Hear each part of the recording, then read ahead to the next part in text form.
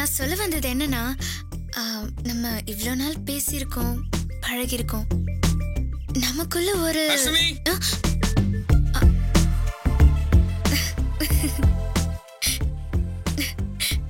யாரோ யாரையோ கூப்பிடுறாங்க.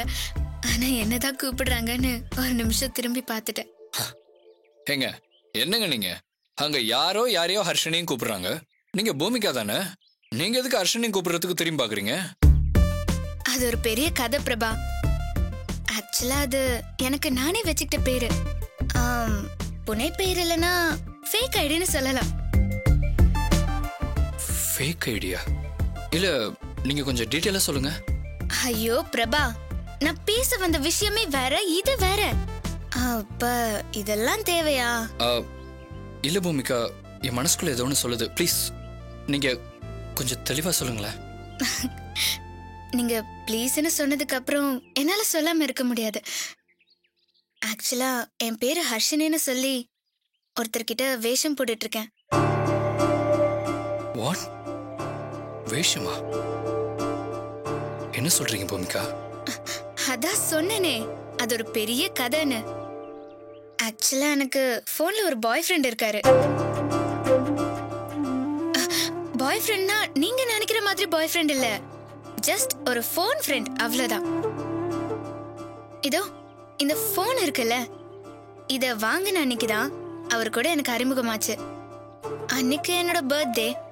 அம்மா 40,000 ரூபாய் கொடுத்து ஒரு போன் வாங்கிக்கோன்னு சொன்னாங்க. வாங்கின 10 நிமிஷத்துலயே நான் அந்த போனை மிஸ் பண்ணிட்டேன். அது இவர் கையில கிடைச்சிருக்கு. அதை என்கிட்ட சேர்க்கறதுக்காக போன் பேசினாரு. போன் அவர் கொடுத்த அப்புறமும் எங்க ஃப்ரெண்ட்ஷிப் தொடருது பிரபா. ஆனா நம்புனா நம்புங்க, இப்ப வரைக்கும் நாங்க 2 பேரும் நேர்ல பார்த்ததே இல்ல. ஏங்க எனக்கு ஒரு டவுட். நேர்ல பார்க்காம அவர் எப்படிங்க உங்ககிட்ட போனை கொடுத்தாரு? அத சொன்னா இன்னைக்கு பூரா அதுலயே போயிடும். சிம்பிளா போன் சம்பந்தமா போன்ல பேச ஆரம்பிச்சோம். அவர் எனக்கு திரும்ப திரும்ப போன் பண்ணதை வச்சு ஏதாவது வழக்கமான ஜொல்லு பார்ட்டியா இருப்பாருன்னு நினைச்சு என்னோட உண்மையான பேரை மறைச்சு ஹர்ஷினின்னு போய் பேரை சொல்லி வச்சிருக்கேன். ஆனா அவர்கிட்ட பேச பேசதான் அவர் எவ்வளவு பெரிய ஜென்டில்மேன் எனக்கு புரிஞ்சுது. இந்த உலகத்துல அவ்வளவு நல்ல மனசு இருக்கிற மனுஷனை நீங்க பார்க்கவே முடியாது பிரபா. அவ்வளவு நல்லவர் அவரு. 25 தடவையாவது போன்ல பேசியிருப்போம். ராத்திரி எல்லாம் கூட போன்ல பேசியிருக்கோம். இது வரைக்கும் அவர்கிட்ட இருந்து ஒரு தப்பான வார்த்தை கூட வந்தது கிடையாது. இப்படி ஒரு ஃப்ரெண்டு கிடைக்க உண்மையிலே நான் ரொம்ப கொடுத்து வச்சிருக்கணும் பிரபா. சரி, அவ்வளோ நல்ல ஃப்ரெண்டுங்கிறீங்க, டீசெண்டா பேசுவார்னு வேற சொல்றீங்க. அப்புறம் எதுக்கு உங்க உண்மையான பேரை சொல்லல? நேர்ல பாக்குறப்ப ஒரு சர்ப்ரைஸா இருக்கட்டும்னு தான் நான் சொல்லல பிரபா. பூமிகா, அவரு பேர் என்ன சொன்னீங்க? அவரு பேரு கமல்.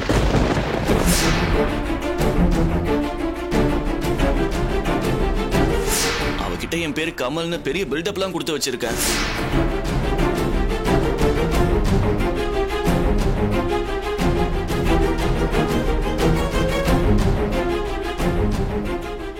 அவரு என்கிட்ட உண்மையான பேரை தான் சொல்லிருப்பாரு.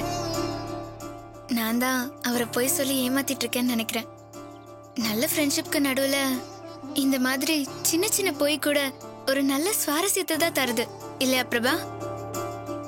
பிரபா? ஆமா. அட பாவி, அவன் ஹர்ஷினி நினைச்சு உருகிறது ஒன்னத்தானா?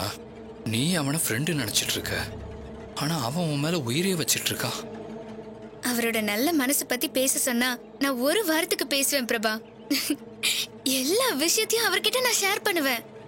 ஏன் உங்களை பத்தி கூட அவர்கிட்ட நான் ஜாடமாடியா சொல்லியிருக்கேன். நமக்குள்ள இருக்கிற ஃப்ரெண்ட்ஷிப் பத்தி, அதாவது நமக்குள்ள ஃப்ரெண்ட்ஷிப்க்கும் மேல ஒரு விஷயம் இருக்கு இல்லையா, அத பத்தி கூட அவர்கிட்ட நான் டிஸ்கஸ் பண்ணிருக்கேன்.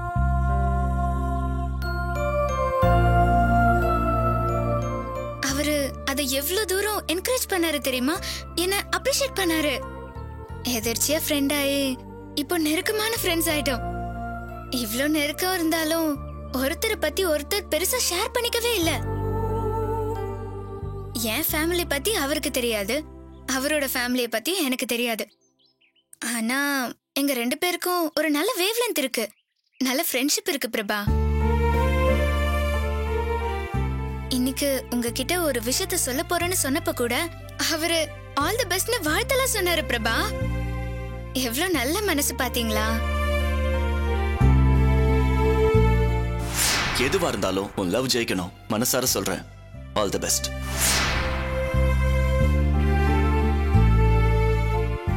பிரபா, நீங்க கேட்டதுனாலதான் இதெல்லாம் சொல்ல வேண்டியதா ஆயிடுச்சு.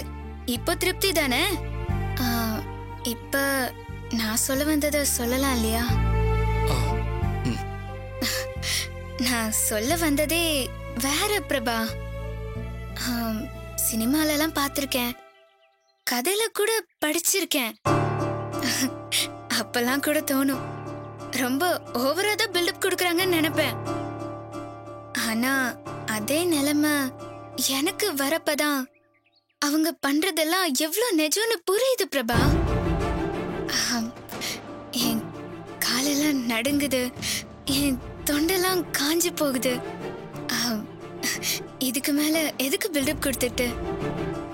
பிரபா, எனக்கு உங்களை ரொம்ப ரொம்ப பிடிச்சு போச்சு. I I I I love you Prabha.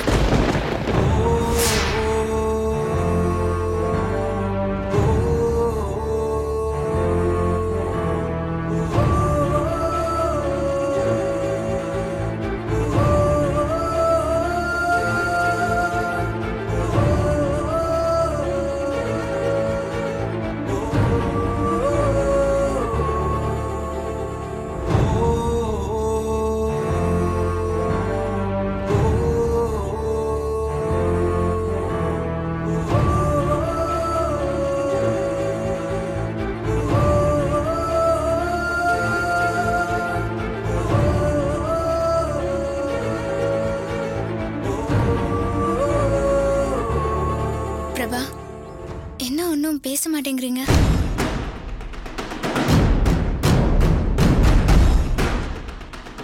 இந்தாங்க பிரபா.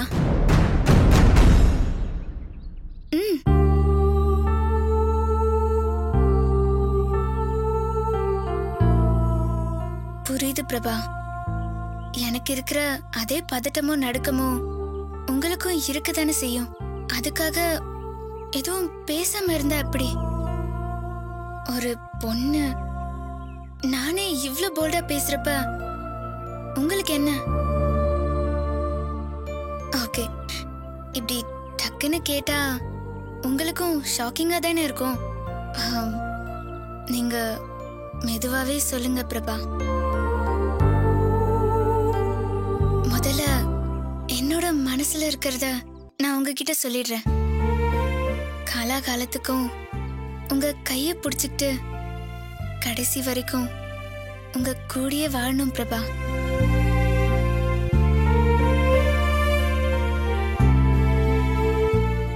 நான் ஒவ்வொரு தடவையும் உங்க குடும்பத்தை பாக்குறப்பெல்லாம் எவ்வளவு அழகான குடும்பம், எவ்வளவு அன்பான அம்மான்னு தோணிக்கிட்டே இருக்கும்.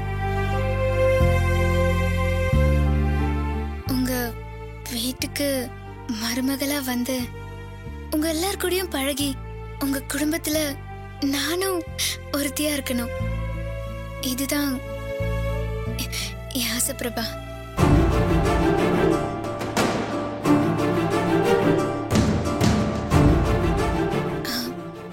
Prabha, are you all right?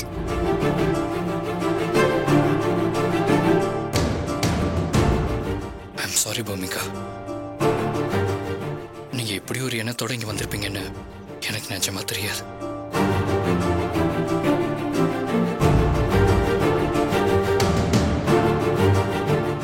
Prabha, என்ன சொல்றீங்க? ஆமாங்க, நான் உங்ககிட்ட இருந்து இந்த விஷயத்தை எதிர்பார்க்கவே இல்லை. நான் இப்போ ஒரு பெரிய அதிர்ச்சியில் இருக்கேங்க. பிரபா, என்ன பிரபா சொல்றீங்க? நீங்க பேசினது, பழகுனது எல்லாத்தையும் வச்சு பார்க்கும்போது உங்க மனசுலயும் என் மனசுல இருக்கிறது தான் இருக்கும்னு நினைச்சேன்.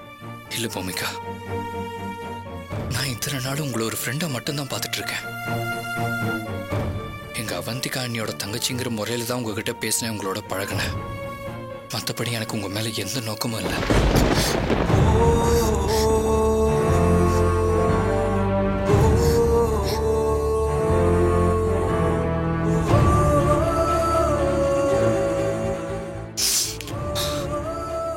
ஆமாங்க, அது மட்டும் இல்ல, ஒரு தடவை பார்க்ல என்னோட மானத்தை காப்பாத்திருக்கீங்க, இன்னொரு தடவை ரோட்ல லாரியில் அடிப்படை இருந்த என்னோட உயிரை காப்பாத்திருக்கீங்க. அந்த மரியாதைக்காக தான் நான் இங்க வந்தேனே தவிர இப்படி ஒரு வார்த்தையை நான் உங்ககிட்ட இருந்து எதிர்பார்க்கவே இல்லை. எனக்கு இது ரொம்பவே அதிர்ச்சியா இருக்கு. பிரபா, என்ன ஆச்சு பிரபா? எதிர்பார்க்கல, அது சரி, அதை ஏத்துக்கலாம். ஆனா அதிர்ச்சின்னு சொல்றீங்களே, ஏன் பிரபா? நான் உங்ககிட்ட ப்ரப்போஸ் பண்ணது தப்பா? நான் உங்க மேல ஆசைப்படக்கூடாதா? நான் ப்ரப்போஸ் பண்ணுவேன்னு எதிர்பார்க்கல, அவ்வளவுதானே? இப்ப நான் சொன்னதுக்கு அப்புறம் என் லவ் நீங்க கன்சிடர் பண்ணலாமே. இதுக்கு மேல உங்களுக்கு பிடிச்சிருந்தா நம்ம லவ் பண்ணலாமே. இல்ல பூமிகா, இல்ல, எனக்கு என்னமோ இதெல்லாம் சரிப்பட்டு வரும்னு தோணல. ஏன் பிரபா? என்ன உங்களுக்கு பிடிக்கலையா? ஏன் பிடிக்கல? என்கிட்ட என்ன பிடிக்கல சொல்லுங்க பிரபா, நான் மாத்திக்கிறேன். நான் உங்களை பிடிக்கலன்னு சொல்லவே இல்லையே. ஆனா அப்புறம் என்ன தயக்கம் உங்களுக்கு? என்ன பிடிச்சிருக்கு தானே? அப்போ என்னோட லவ்வையே ஏத்துக்க மாட்டேங்கிறீங்க? பூமிகா, இப்ப நான் எதுவுமே சொல்ல முடியாத ஒரு சிச்சுவேஷன்ல இருக்கேன். ஆனா இது நடக்காது, அவ்வளவுதான். ஏன் ஏன்னு எனக்கு தெரியணும். நீங்க சொல்லிதான் ஆகணும் பிரபா. பூமிகா, இப்ப உங்களுக்கு காரணம் மட்டும் தானே தெரியணும். அப்படி காரணம் தெரிஞ்சா இந்த பேச்சை விட்டுருவீங்க, அப்படித்தானே? முதல்ல காரணத்தை சொல்லுங்க பிரபா, அப்புறம் பாப்போம். எதுக்காக என்னோட லவ் ஏத்துக்க முடியாதுன்னு சொல்றீங்க? சொல்லுங்க பிரபா. என்ன காரணம்னா, நான் ஆல்ரெடி ஒரு பொண்ணை லவ் பண்ணிட்டு இருக்கேன். அதான் காரணம்.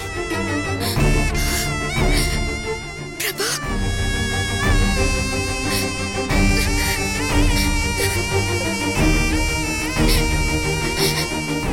பிரபா, நீங்க ஏற்கனவே லவ் பண்ணிட்டு இருக்கீங்களா?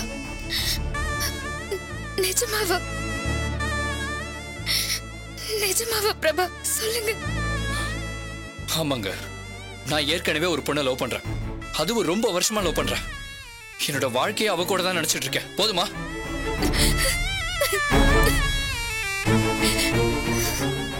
இது வரைக்கும் இந்த விஷயத்த நான் யாருக்கிட்டையுமே சொல்லல. சரியான நேரம் வரும்போதுதான் எங்க வீட்டுக்கும் மத்தவங்களுக்கும் சொல்லலாம்னு இருந்தேன். ஆனா நீங்க இன்னைக்கு இந்த விஷயத்தை உங்ககிட்ட சொல்ல வேண்டிய நெருக்கடி எனக்கு கொடுத்துட்டீங்க. தெரிஞ்சோ தெரியாமல உங்க மனசுல ஆசையை வளர்க்க நான் காரணமாயிட்டேன். என்ன மன்னிச்சிருங்க பூமிகா, என்ன மன்னிச்சிருங்க. இப்பதான் உங்களுக்கு இந்த விஷயம் தெரிஞ்சிருச்சுல்ல. இனிமே இந்த விஷயத்தை பத்தி நானும் சரி நீங்களும் சரி பேச வேண்டாம். சொல்லப்போனா மோஸ்ட்லி ஃப்ரெண்ட்ஷிப்காக கூட நம்ம 2 பேரும் சந்திக்காம இருக்கணும். அதான் எனக்கு நல்லதுன்னு படுது. சாரி பூமிகா, பாய். பிரபா,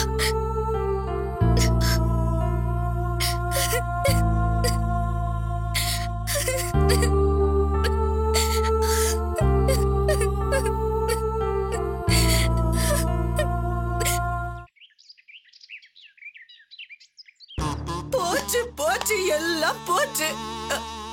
குருவி சேர்க்கிற மாதிரி நான் சேர்த்து வச்ச நகை எல்லாம் போச்சு. அங்க பெரட்டி இங்க பெரட்டி நான் சேர்த்து வச்ச பணம் எல்லாம் மொத்தமா போச்சு. பத்தாத்துக்கு இவன் வேற குடிக்கிறதுக்கு பணம் வேணும்னு என்கிட்ட இருந்து புடிங்கிட்டு போனே. அந்த விலங்கா பையன் மாப்பிள அவன் பங்குக்கு வீட்டுல வந்து திருடிட்டு வேற போயிருக்கான். நாசமா போறவனுங்க இப்படி என்ன நடு வீட்டுல உட்கார வச்சு புலம்பு விட்டுட்டானுங்களே பாவிங்க. ஏங்கா அவன் கேட்டா நீ எதுக்கு அந்த பணத்தை எடுத்து கொடுத்த? வாய மூட, நீ பேசாத. பணத்தை அடிக்க ஆளை கூட்டிட்டு வாயானா? கூட்டிட்டு வந்த பாரு உலகத்துல இல்லாத ஒரு நல்லவன. நான் தெரியாம தான் கேக்குறேன், திருடனுக்கு எதுக்கு என் நியாயமும் நேர்மையும்? ஒழுங்கா பணத்தை அப்படியே குடுக்கலனா நீதான் பணத்தை அடிக்க சொன்னேன்னு போலீஸ் கிட்டயும் கிருஷ்ண குடும்பத்துக்கிட்டயும் சொல்லிடுவேன்னு என்ன மிரட்டினா என்ன என்ன பண்ண சொல்ற?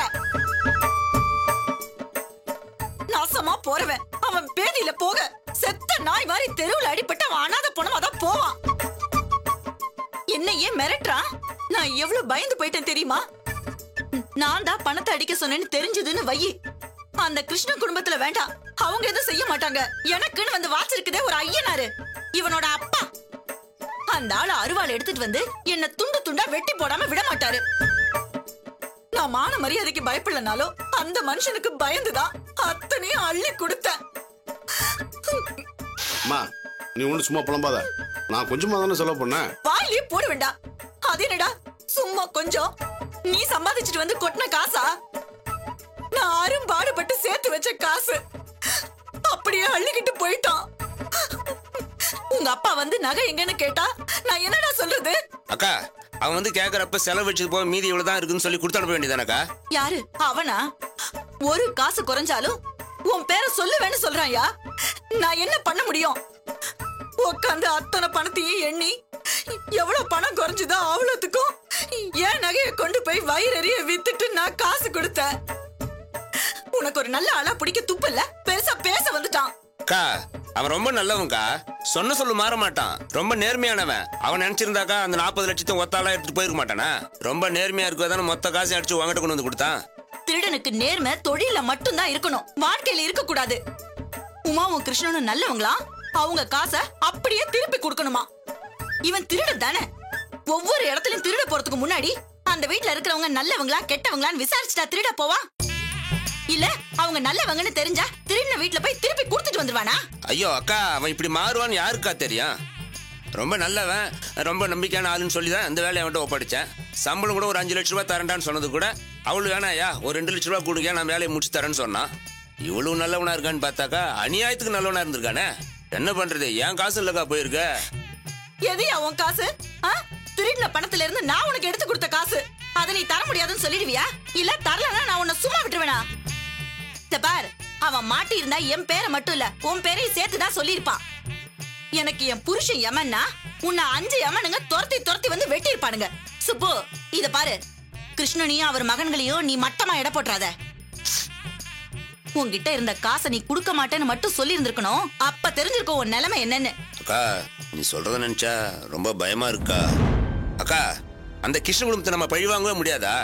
எந்த பிளான் போட்டாலும் சொதப்பிக்கிட்டே இருக்குது, அது நமக்கே ஆப்பாகிட்டே இருக்குதாக்கா. மத்த பிளான் எல்லாம் பிளான் தாங்க போச்சு, இதுல முதலுக்கே நஷ்டமாயிருச்சே. நஷ்டப்படாம உன்ன மாதிரி துப்பு கட்டவன கூட்டு சேர்த்தா பின்ன என்ன ஆகும்? இப்படித்தான் நடக்கும். யோ ஒரு நல்ல ஆளா பார்த்து கூட்டி வர தெரியாதையா? அட நீ வேற சும்மா இருக்கண்ணா, நானே ஏற்கனவே நொந்து போய் கிடக்குறேன். கிருஷ்ணன் குடும்பத்துக்கு நேரம் ரொம்ப நல்லா இருக்கு, அதான் எந்த பிளான் போட்டாலும் அது அவங்களுக்கே சாதகமா போயிட்டு இருக்கு. இந்த திருட்டு பையன் இப்படி மனசு மாறுவான்னு யாருக்குப்பா தெரியும்? ஆமா, இப்படியே போய் கிருஷ்ண குடும்பத்துல பாட்டு பாடிட்டு வா, அள்ளி அள்ளி உனக்கு கொடுப்பாங்க. கோவப்படாதக்கா, நடக்கிறதெல்லாம் பார்த்தா எனக்கு ரொம்ப பயமா இருக்கு. இப்படியே அவங்க தொடர்ந்து ஜெயிச்சுட்டே இருந்தாக்கா நாம என்னக்கா பண்றது? இத பாரு சுப்பு, அவங்க போராடினா தானே ஜெயிக்கிறதுக்கு. ஏதோ அதிர்ஷ்ட காத்த அவங்க பக்கம் அடிச்சுக்கிட்டு இருக்க, அவ்வளவுதான். அவங்க ஜெயிக்கல, நாம தான் தொடர்ந்து தோத்துக்கிட்டு இருக்கோம், புரிஞ்சுக்கோ. இப்படியே போச்சுனாக்கா நம்ம மாட்டினாலும் மாட்டிக்கோங்கக்கா. நான் சொல்றதை கேளுக்கா, இந்த பழி வாங்குறது வஞ்சந்திக்கிறது இதெல்லாம் எதுக்குக்கா? தலைக்கு வந்து தலைப்பாயோட போச்சுன்னு பேசாம இது எல்லாத்தையும் விட்டுடும்க்கா. நல்லா வருது வாயில, சொல்றான் பாரு. விட்டுட்டு வாழ்க்கை பூரா அவங்கள பாத்துக்கிட்டு பெருமூச்சு விட்டுக்கிட்டு பிச்சைக்காரியாவே இருக்க சொல்றியா? முடியாதியா, முடியவே முடியாது. நான் பணக்காரியா ஆகறேன் ஆகல அத பத்தி கூட எனக்கு கவலை இல்ல. அந்த கிருஷ்ண குடும்பம் நடு தெருவுக்கு வரணும். உடுத்துறதுக்கு ஒரு நல்ல துணி கூட இல்லாம, தின்றதுக்கு சோறு கூட இல்லாம ஏன் வீட்டு வாசப்படியில வந்து நின்னு சோறு போடு ஈஸ்வரின்னு நிக்கணும். அத பார்த்ததுக்கு அப்புறம் தான் ஓய்வா இந்த ஈஸ்வரி. அதுக்கு முன்னாடி எவனாவது போதும் நிறுத்துங்கன்னு சொன்னீங்க, சொன்ன ஒவ்வொரு வாயை இழுத்து வச்சு தச்சிருவேன். யோ சுப்பு, வாயை மூட்டுட்டு சும்மா இருக்க மாட்டியா? எந்த நேரத்துல எதை பேசுறது தெரியாம ஏற்கனவே எங்க அம்மா கொழுந்து விட்டு எரிஞ்சிட்டு இருக்குது. இதுல நீ வேற எண்ணெயை ஊத்திட்டு இருக்கிற. இதெல்லாம் கொஞ்சம் அடங்கட்டும், அப்புறம் பொறுமையா என்ன செய்யறது யோசிப்போம். அடங்க கூடாதுடா. என் ஆத்திரம் அடங்கவே கூடாது. உள்ளுக்குள்ள எரிஞ்சுக்கிட்டே இருக்கணும். எல்லாத்துக்கும் சேர்த்து வச்சு நான் என்ன பண்றேன்னு பாத்துக்கிட்டே இரு.